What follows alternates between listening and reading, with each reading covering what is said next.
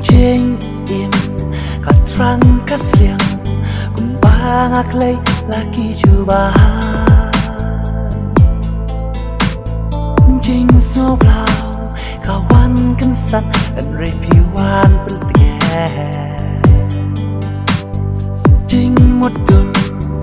ka chonga bilong ka kun syare Senda trong phi bằng anh văn lặng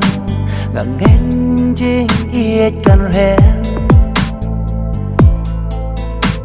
Haparing mynsiem bé cay rêu bi con u sen tiêu pi susi Pir kia pi ben pi wia remun man pin kmen ya kam si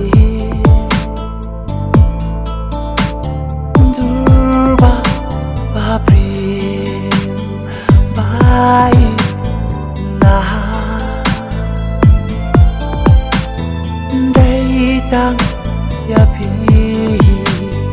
banga ya maha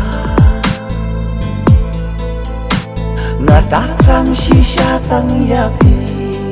shi jengem na mar pi long Khasi em trong na ấp lẹ mynsiem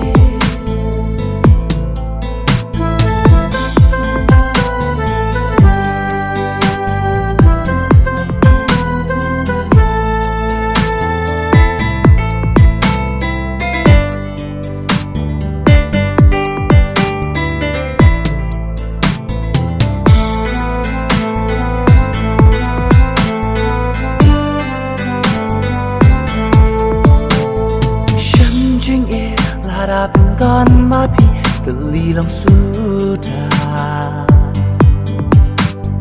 Hajengut ngayo so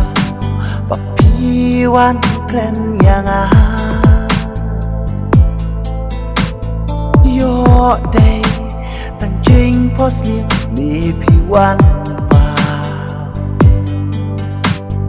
Tam tang ki jisu way pri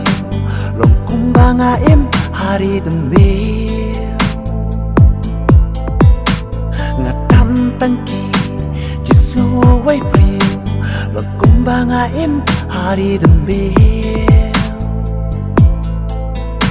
Haparing mynsiem beka riu bi kun usin tiu pi susi Pir ki pi pe Biar remun man pin kmen ya kam si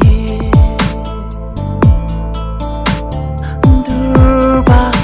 babri bai na Day tang happy banga ya maha Na datrang shisha tang ya pi shi jengem Na mar pi long Khasi em trong na hap lẹ mynsiem